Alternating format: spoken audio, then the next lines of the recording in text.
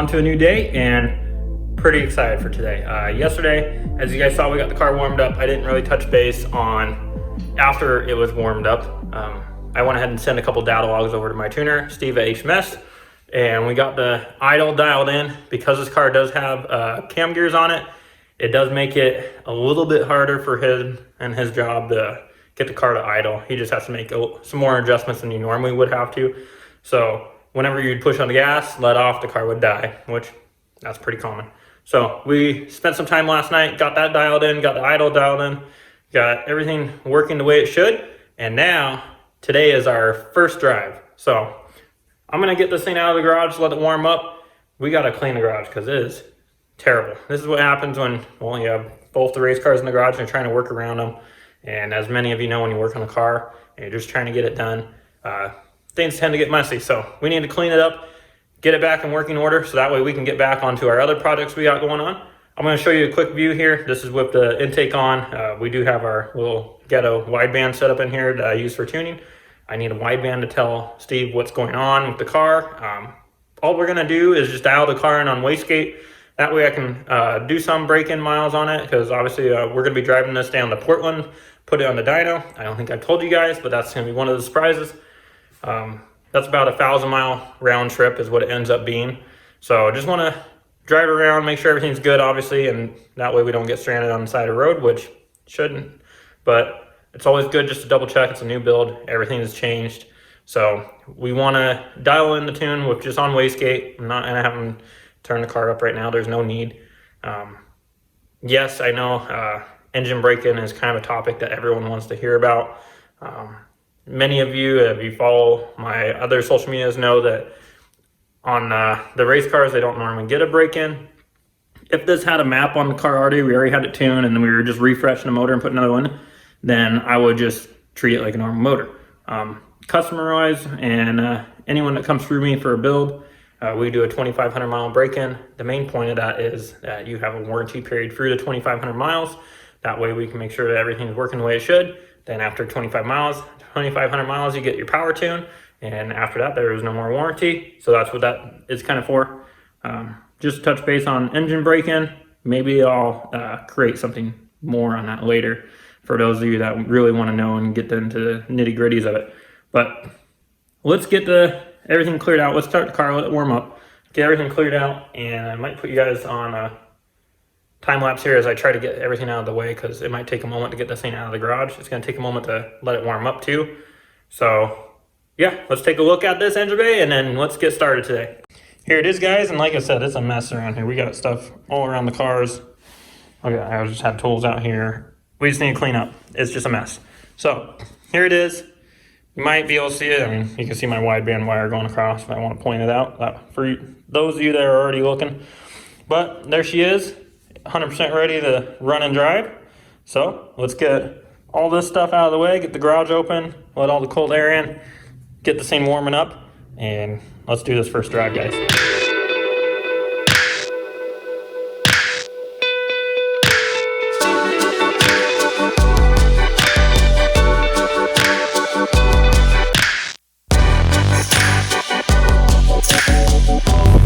There we have it, guys. We got it outside finally.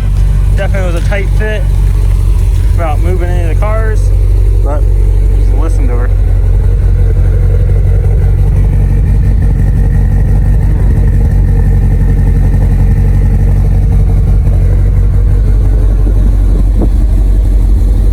All right, let's go for our first drive, guys. Not my preferred weather to be trying to break a motor in, but it is what it is. We gotta do what we gotta do. And this is our first drive in the car. Just being careful because it's pretty icy out. Introducing it to some boost. Definitely sounds really good, guys.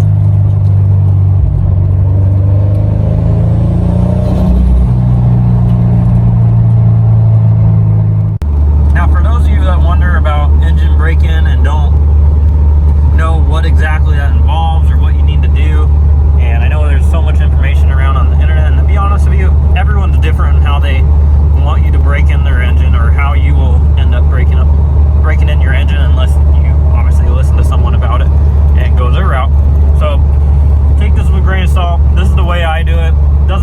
how everyone does it, but they all have the similar basics of what you need to do.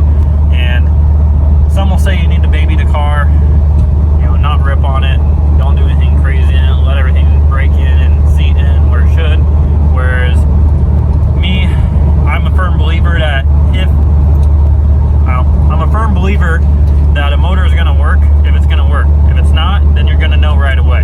So I tend to not do much on break-ins in my cars. This one is going to be a little bit different just because we are tuning it and having to drive it down to Portland. But just so I'm actually going to talk to you face to face, before that, this is how I do break-ins when we're just cruising along here. Obviously this is not how I want to do it, but if you downshift and you hear the car go down in the RPMs, that's what you really want. You want to engine brake the car a lot. So you'll see I'm just downshifting and letting the car come down in the RPMs here.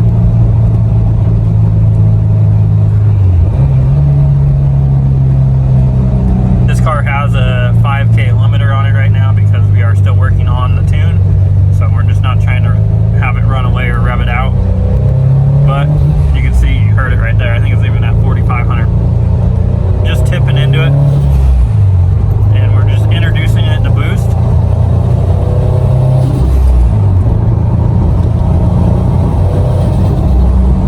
So that is how I brake my motors in. I do this for 50 miles. And I try to do it not in town, to be honest with you, because people think you're an asshole. Here, I'll talk to you guys face to face. I try not to do it in town just because it's really hard. I mean, obviously stop and go is going to help, yes. Obviously don't go on the freeway and do this because then you're just going to piss off a bunch of people when you're slowing down and speeding up. And people just think you're an asshole. They don't know what you're doing. So just go out on the back road. That's what I like to do. I like to do the first 50 miles right away on the car instead of doing them in short pieces.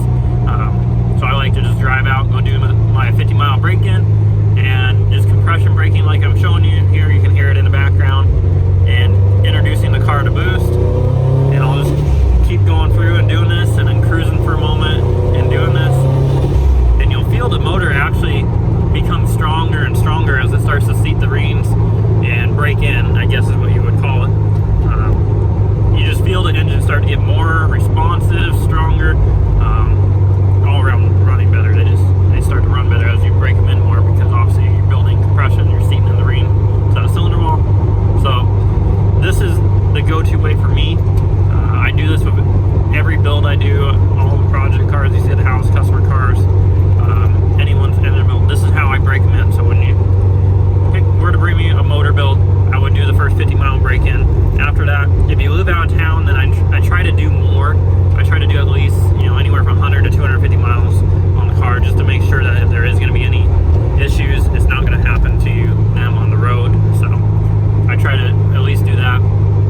But, so what happens after these first 50 miles? I know you're probably wondering. Excuse me. So after these first 50 miles, what I'm going to do is I'm going to go back and change the oil in the car. And after I change the oil in the car, obviously, you can inspect your oil, and it's going to have metal shavings in it because we're breaking in the engine. So you're going to see cylinder wall in the motor. Obviously, you shouldn't see, copper going through your oil and having a huge problem, but it's inevitable. You're going to see some metal in the oil. I like to use a magnetic drain plug. That way, especially for this first part of it, because we have the cylinder wall going in there, and the magnetic drain plug just helps with pulling out of the oil. So I like to do that. So I'll do 50 miles for the first oil change. The next oil change, I'll do 500 miles. I might cut it short on this car because we're going to be going to Portland. I'm going to be driving it around town before then to put some miles on it. So I might do another one, honestly, before I leave, depending on how many miles we have on it. Or I'll just put another 400 to 500 miles on it, I guess, before I leave and change the oil. Hopefully you can hear me. I know I've recorded in this car before for you guys, and it ends up being hard to hear unless I speak up, so I know I got a little quiet there. But I'm pretty excited for what I have to come. It's going to come right before our trip or right for the trip. And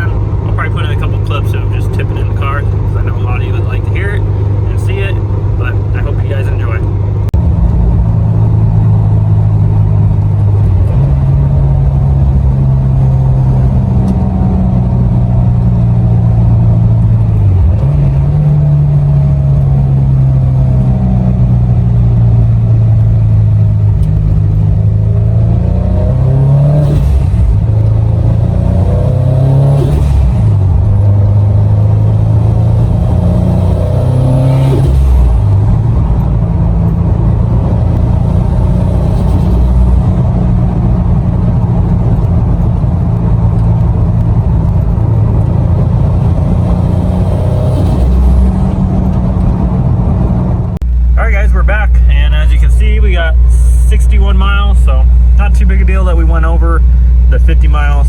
But now that we're back, you can see we're still working on the idle a little bit here. After you drive, it kind of tends to stay up there. So it'll kind of drop down. But we're still working on that idle, no big deal. But now we can get this oil changed now that we're at that 60 miles. And then we can continue our braking process. I'm going to send a couple logs over to Steve to adjust on the map. And we should be good from there. So let's go ahead and get this thing up in the air. Get this oil changed. I am going to let it cool down for a little bit, so I think while I'm letting it cool down, I'm going to open up the garage, which, that's nice to have again. I'm going to open up the garage and clean up in there so that we can start getting that motor over there together for this silver bug eye. So let's get in there, start cleaning, let this thing cool down, then change the oil. So here we are underneath the car.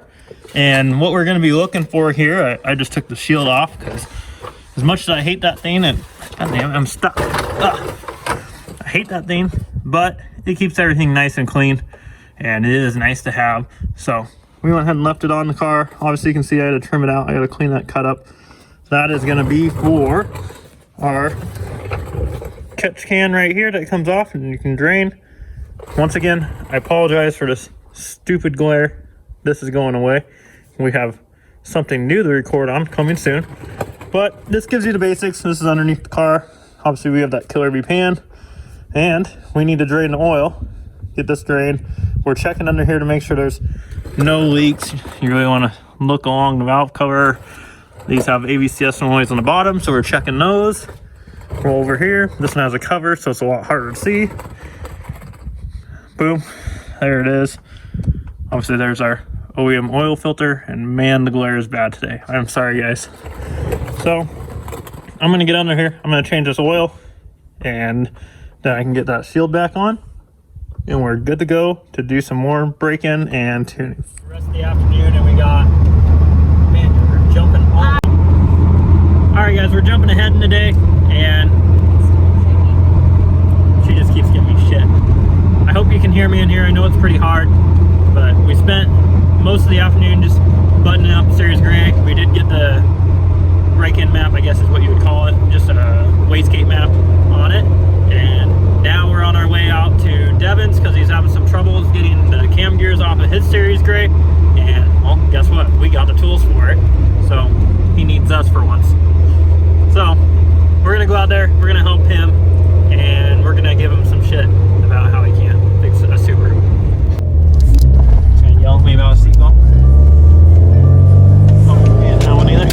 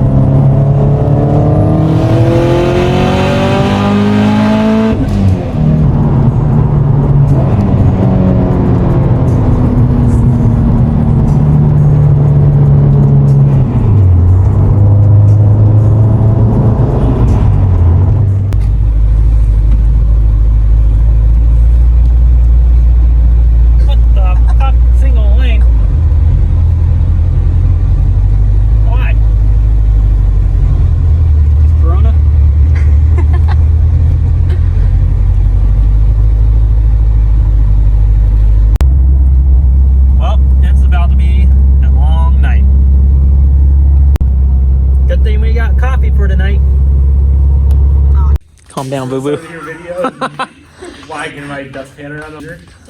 Actually, that was kind of nice. Don't put that shit in there, bro. I'm not monetized, so I'm good. Oh you're right. No. Wait, one second.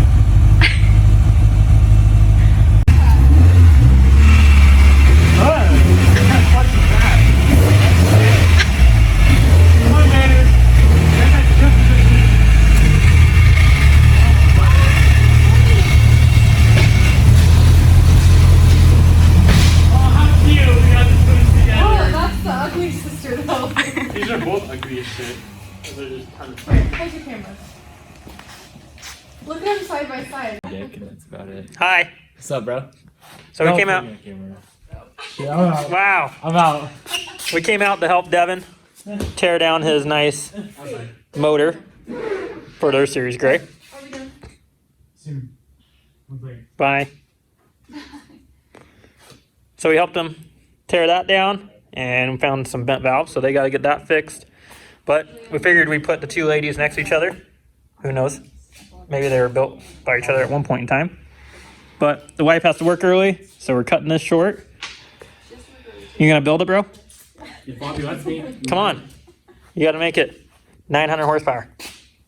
550. 550 is a good number. Let's do it. So, I'm down.